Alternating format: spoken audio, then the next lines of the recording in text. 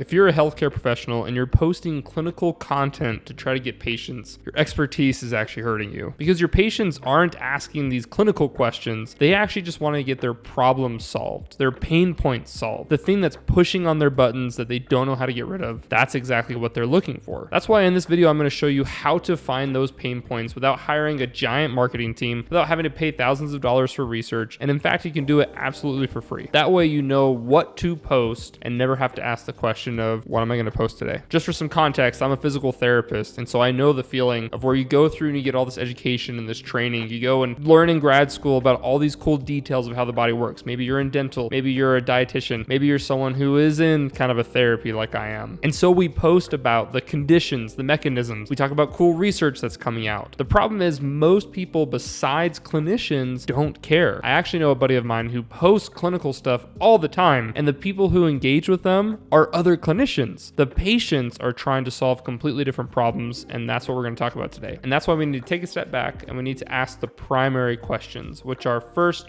who is my audience? Like, who is the person you actually treat in your dental office? Who is the person who comes in and gets labs? Who is the person who gets your service? Because once you make every piece of content focused on their pain points, that's when things are going to start to click. That's when we go from just followers to customers. Before I go into the 3-step method, we need to be clear about something. Going to our competitors is only helpful in a small percentage of cases. Caleb Ralston, who is a guru at building a brand and actually helped people like Alex Ramosi and Gary Vee build their brands, talks about how we should look at competitors and then go in the complete opposite direction. That's number one. Number two, we need to make sure to find the problems that our patients deal with and then address those. That's it.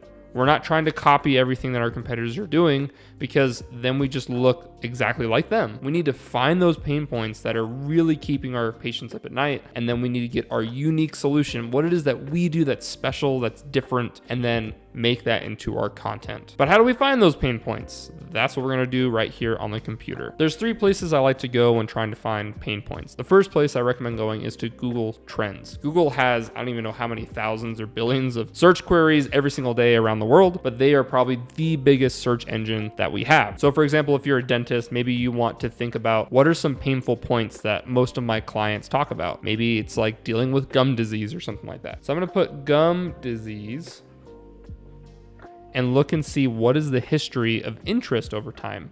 So, this is in the past 24 hours. It seems like people are really interested at 7 a.m. That might give me a key point that I could post something at 7 a.m. Just a little side note. But what we really want to do is to scroll down and look at the top queries. So gum disease toothpaste, treatment, what is gum disease, Kansas tornadoes. I don't know how that has anything to do with it, but hey, it works out. What I like to look for are the percentage change. So this one here, gum disease toothpaste, is increased by 200%, which is amazing. But then you also have new toothpaste for gum disease, which is over 2,000%, right? And then we have something called breakout. Now on the left here, we just have Kansas tornadoes. We're gonna ignore that. On the right, for example, best toothbrush for gum disease. When it says breakout, that means it's over, I think it's 5,000%, which means the change is such a huge, massive shift that this is a topic people really care about. So going through this, of course, you can put in a bunch of other keywords that apply to your niche, but I can look and find out, what are all the breakouts? What are all the things that people are really getting interested in for my niche? That way I can then make content on the best toothbrush for gum disease, or maybe the new toothpaste that you can use for gum disease. And I guess if you're a dentist out there,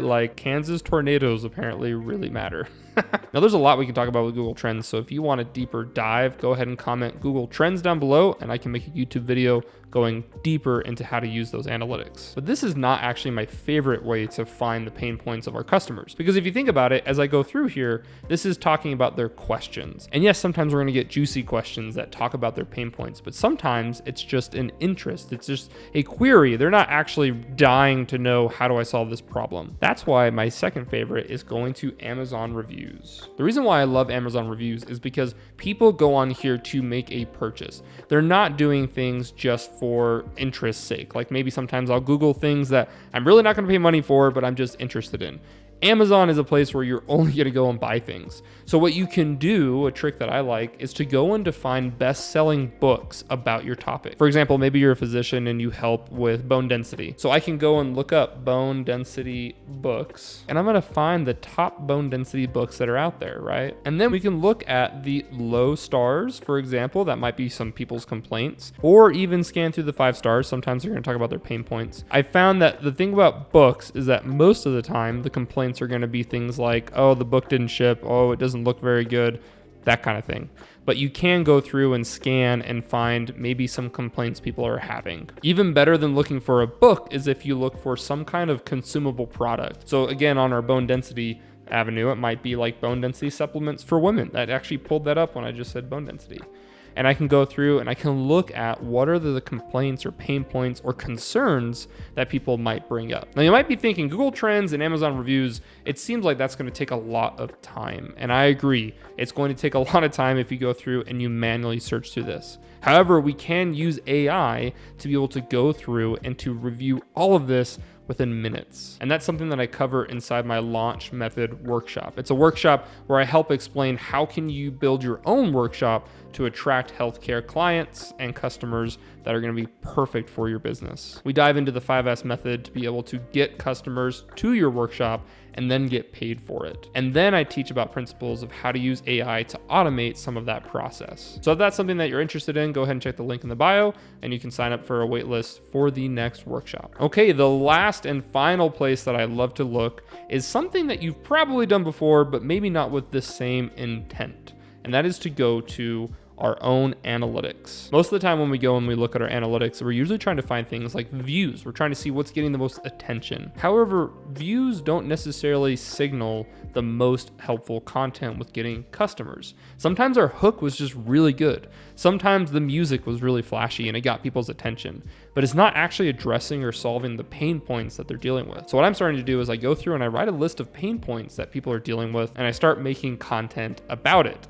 Then I see what piece of content about pain points did the best. Now that's going to be measured by view duration, so making sure that people are actually watching the content. They're not just seeing it for a couple seconds, which counts as a view, and then dipping out. And then looking for saves and comments. People who save things are showing that they really value this. Like when you maybe solve a problem for back pain, people might save that post as like an exercise routine they can use down the road. That's a good indicator that people want that information. I'm then going to focus more on that particular pain point. Now, because I want you to be successful, I'm going to give you a 4th place that you can go. This might apply to you. For some people, it's not. You'll see what I mean. A place that I have learned so much from is actually Reddit. Reddit is not a website that I use on my own. I don't really go on there, post, or I'm not interacting with it at all. However, a lot of people have conversations and make complaints and bring up questions that they have there. So depending on your demographic, especially if they're younger, more like between 20 to 40, I would say. That's a demographic that would probably be on Reddit and can give you valuable information on pain points. Now, again, I did not go there manually and go and search through all those threads. That takes way too much work. I set up a system where I can have a researcher agent from Claude go in there, look at Google Trends, look at Amazon reviews, and look at Reddit and just spit back a report. So if that's something you want to learn how to do, go ahead and find the link below.